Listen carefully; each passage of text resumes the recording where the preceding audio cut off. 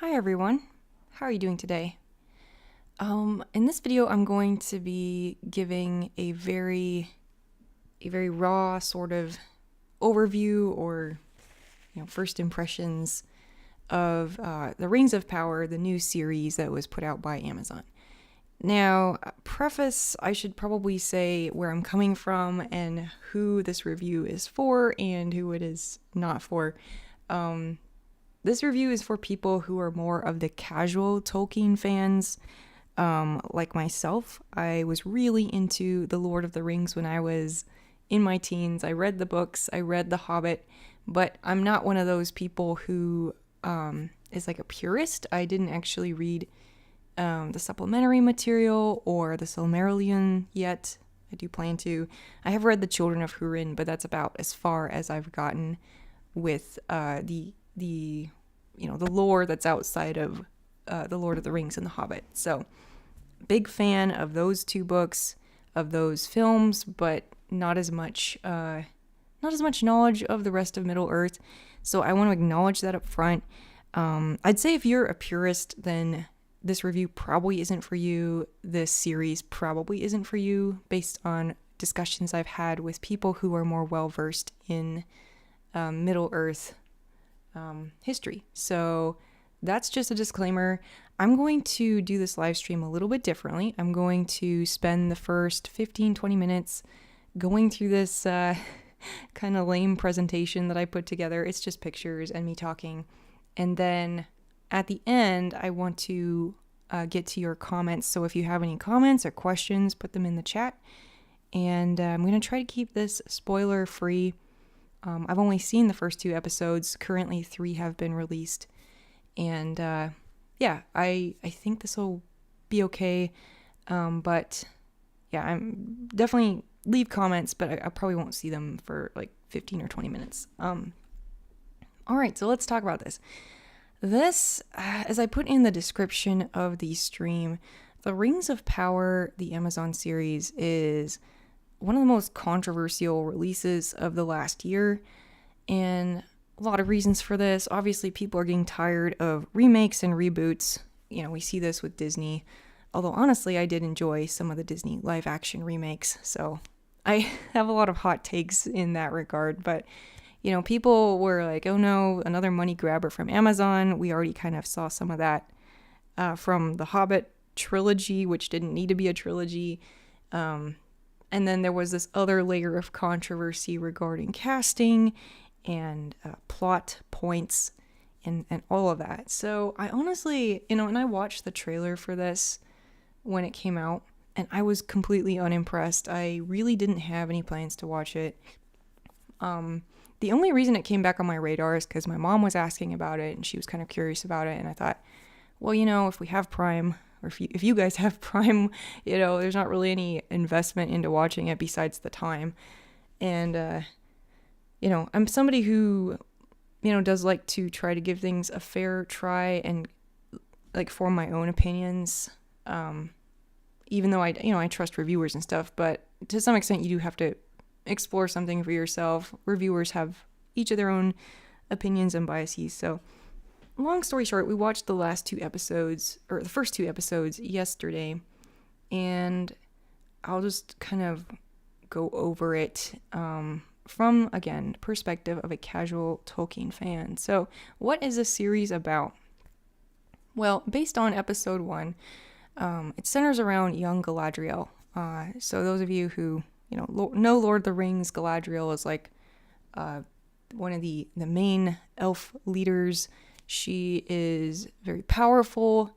She is very old and wise, and she is a mentor figure to the Fellowship as they, go on their journey. She gives them gifts that help them along their journey, and is a constant source of like spiritual comfort to Frodo as he's facing different dangers. And this especially is, I think, emphasized in the film trilogy. So this kind of focuses on her when she's young. We get to see her as a child elf, and then we get to see her relationship with her brother Finrod. And essentially, Finrod dies in battle. This really isn't a spoiler because it's like in the first few minutes of the film.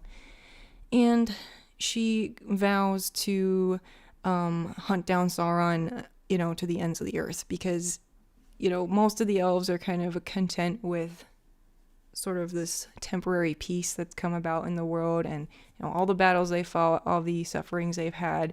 So they've kind of reached this sort of plateau where nothing major is happening in the world, but Galadriel's convinced that Sauron is still out there and that she should go find him and finish the job that her brother started and was not able to complete. So that's kind of like the overarching storyline so far. Of course, being a TV series, I don't know if that's going to last through the whole season, if it's going to span multiple seasons. We haven't really gotten any hints as to that yet, but she is, I would say, the main character, along with some other main characters, which I'll get to pretty soon. And there's other, subplots and side plots, but again, this is kind of the focus and the big setup. So I think it's probably best to start with like the elephants in the room as far as the controversy surrounding the series and why a lot of us were like wary about going into it. I remember some of the first things that we heard about the series were that it could be a lot edgier than the Lord of the Rings, Peter Jackson's trilogy, that there might be, sex scenes or other inappropriate content. I'm happy to report that in the first 2 episodes, there were not any inappropriate scenes. It's very family friendly. I mean, yeah, there's like action, violence and stuff, but it's very on par with the film trilogy in that regard. So that was very, very good to see. And I feel like Amazon, again, only going off the first 2 episodes here, but credit where credit is due. So far, there hasn't been anything I would consider like objectionable on that front, nor does there need to be. One of the things that's nice about the Lord of the Rings is it kind of keeps things at a high level. Although I will say, some of the stories, there's probably room for something more, I guess, edgy. After reading The Children of Húrin, I was pretty taken aback. Not by any bad content in it per se, but like it's a lot grittier than The Lord of the Rings in many ways. So again, not being as familiar with Middle-earth history, I can't really comment on the appropriateness of those kinds of content or scenes. But again, thus far, haven't seen any of it, haven't seen any need for it. Now, the other thing that really was a concern, I guess, for some people, and I want to talk about why it is a concern, but a lot of the early promotional material focused around the casting and how Amazon wanted to do, I guess, what you'd call diversity casting for this. And I actually do have, like, feelings about this. I want to give a couple examples from other movies and shows before I comment on the casting in this series. So, I better scroll up a little bit here. One of my favorite films is called Valkyrie. It's a, what's his name? It's a Tom Cruise movie. That's right, Tom Cruise. And it's about a plot to assassinate Hitler based on real events. And I remember the first time I watched it, I was extremely bothered that most of the Nazis were cast as or German, or I should say British actors or American actors were cast as the Germans. And I thought that was extremely strange and unnecessary. One of the actors, as pictured upper left, he was German. He was great. Very, it really immersed you in the story to hear an actual German accent. But, bottom right here, a lot of these guys, maybe not all of them, but a lot of, at least, like, the 2 main characters on the left and the right in that group picture, like, they're both not, I don't believe they're German. Tom Cruise obviously is not, and I can't remember the other guy, but, the point is, like, there were way too many British accents in this movie that was supposed to be about Germans, so that really bothered me. The second time I watched the film, I was able to kind of forget about that. I just accepted it as a problem. But I enjoyed the movie a lot more, and it's now one of my favorites. But I'm trying to show, like, this does kind of matter to me. I like to be fully immersed in a film. Another example, and this is one that a friend of mine kind of asked about, in which I kind of affirmed, which is, films that cast or portray Jesus as a European, and like implausibly so. So I've been watching, or I'm halfway through kind of watching Jesus of Nazareth, which is a mini series from the 1970s. On the left, you can see Mary, Joseph, and baby Jesus, and then on the right is the adult Jesus. The actor is not of I don't believe he's of Middle Eastern descent, and of course we can always talk about blue eyes in the Middle East. It's not like impossible or anything, but point being, like, they've obviously cast someone who looks more like paintings of Jesus than the plausible way Jesus would have looked. And that was very jarring as well, especially since, as you can see, Joseph is very much more like, he looks more of the time and place, and Mary has dark hair. She does have blue eyes. I think she's kind of on the edge of plausibility. But yeah, so these things do matter. They do. I do notice them, basically.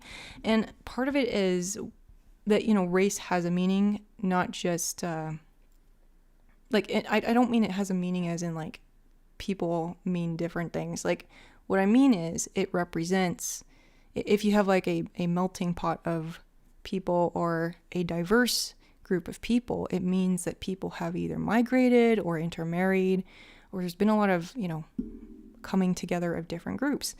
And being biracial, I am very aware of this. And then we could talk about representation in media, which I also care about and have feelings about. But point being is that when you have a diverse group of people, it means something. It means something happened that caused that, right?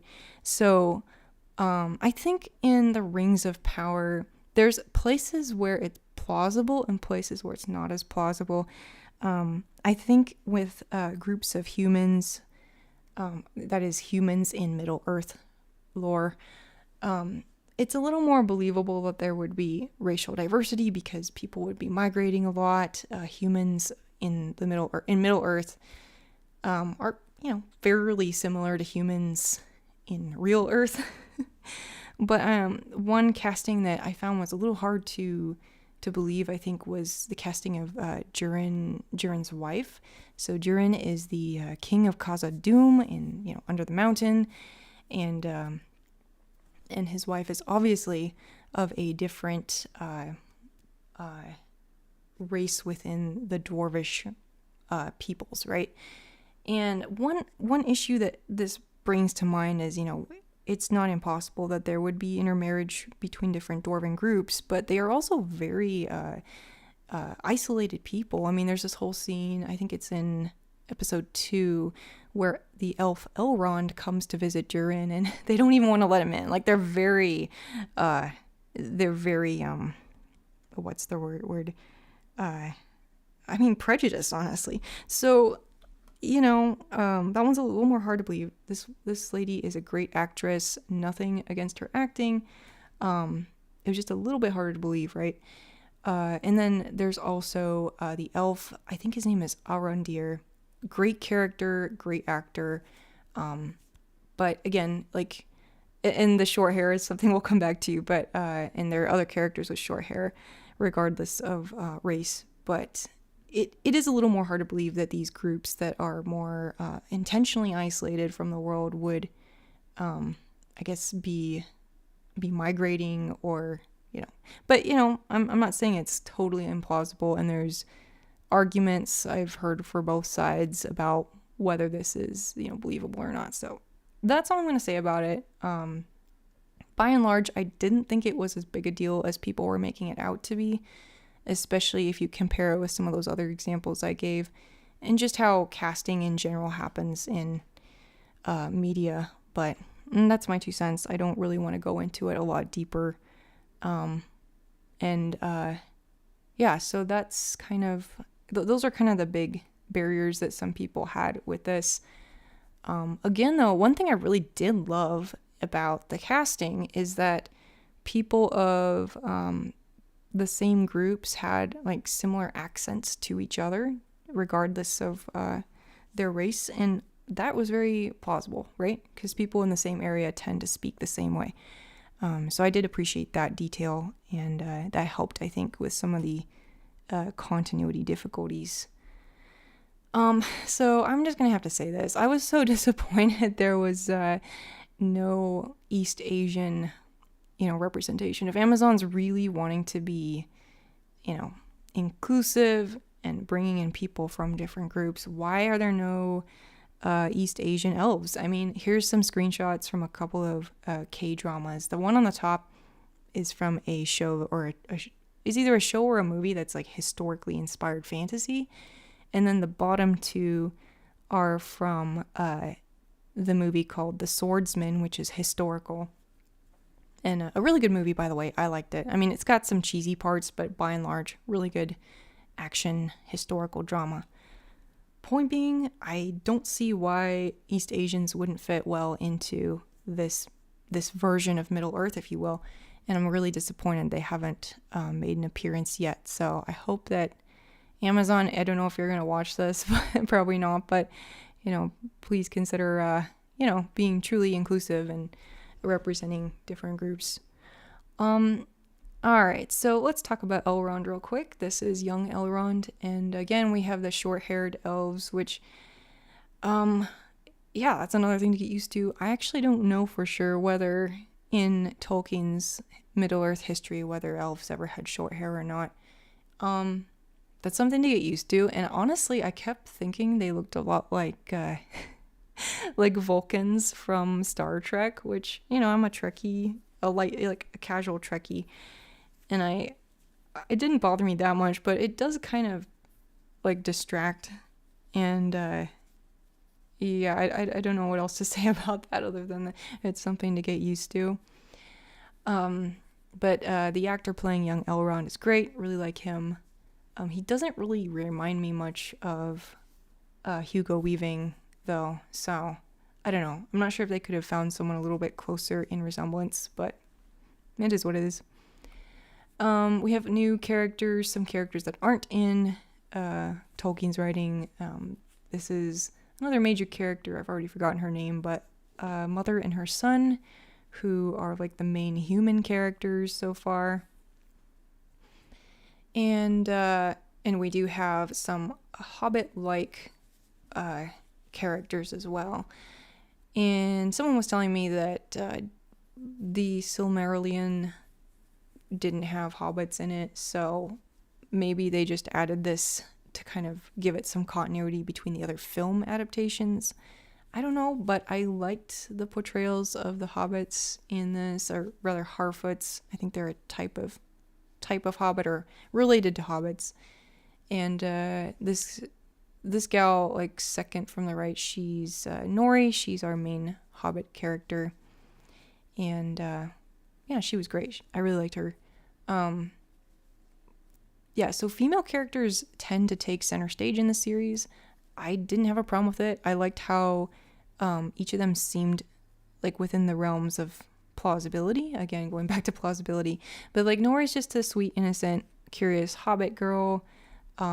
This gal, she's a protective mother, and it's just, I don't know, it's nothing like unbelievable so far. And I mean, Tolkien's female characters are really good. He doesn't have a lot of them in the Lord of the Rings and the Hobbit, but they're just really good female characters. So I think that it's kind of in keeping with the spirit of his writing to feature some female characters. So I think the last thing I'll just comment on and then wrap it up here. I really was impressed by the artistry, the music, the costuming, and honestly, I still think the trailer was terrible. I really didn't find the trailer impressive at all. It looked very cheap, and obviously this series is very heavy on the CGI and stuff, but I think they did a good job with the artistry of it. A friend of mine did critique kind of the cinematography of the show and said it wasn't very cinematic or movie-like, and I can see that in some scenes, like maybe not as on the highest level cinematography as you'll see in The Lord of the Rings or The Hobbit. But that's one of those things where you might not notice it if you don't have a trained eye. I really enjoyed the scenery. There's a beautiful scene in the first episode, and I can't tell you what it is because it's a pretty big spoiler, but it was quite touching and dramatic, and it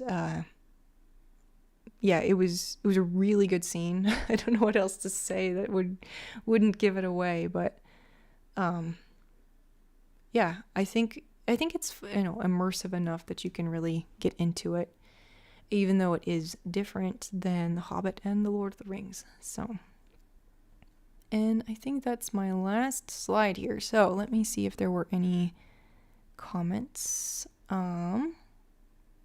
Someone said clannish. Yeah, clannish, that's a very good way of putting it.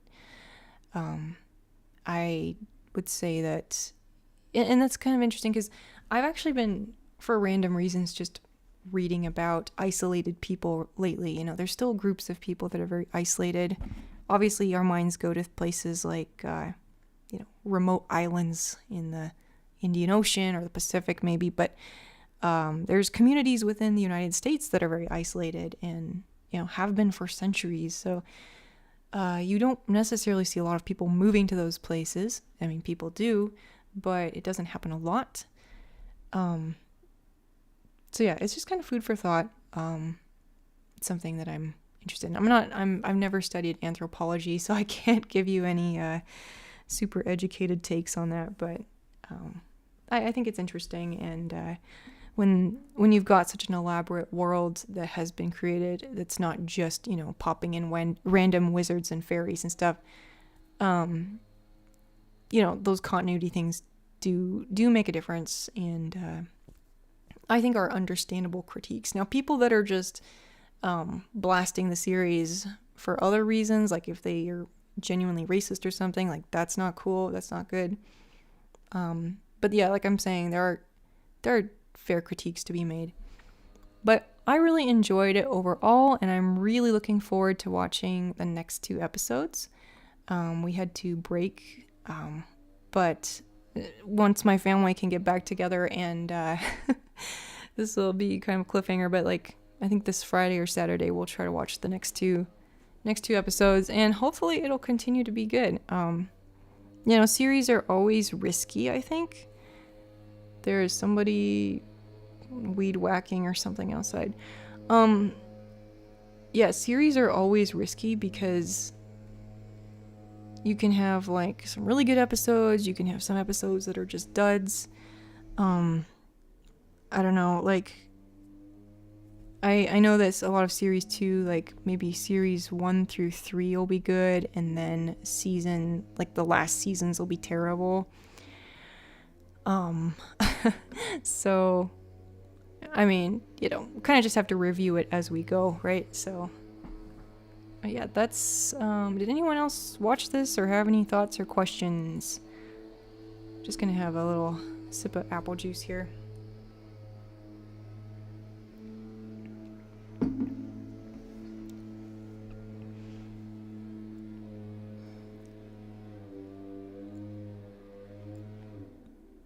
One thing I will say, and again, I think I really am the target audience for this, being a more casual Tolkien fan. This does inspire me to want to read the Silmarillion. That is a very intimidating book to me. And that's always a good sign. When it makes you want to go back to the source material, that's really good. That should be what happens with any good adaptation, or even a mediocre adaptation. I mean, and I was telling somebody earlier today, but I am way too familiar with really bad Sherlock Holmes adaptations. So it is possible that I may be a little biased and a little more lenient than some people would be, because I have suffered through so many bad Sherlock Holmes adaptations. And I'm more of a Sherlock Holmes purist, so I kind of know what that feels like, and I can totally understand if you were a Tolkien purist that you may not enjoy this at all. So that's definitely understandable. Yeah, thanks for watching. I think I will wrap it up here. And this review, as long as I didn't make any mistakes in this live stream, this review will be up for a while yet. And I will see you soon. Thanks for watching.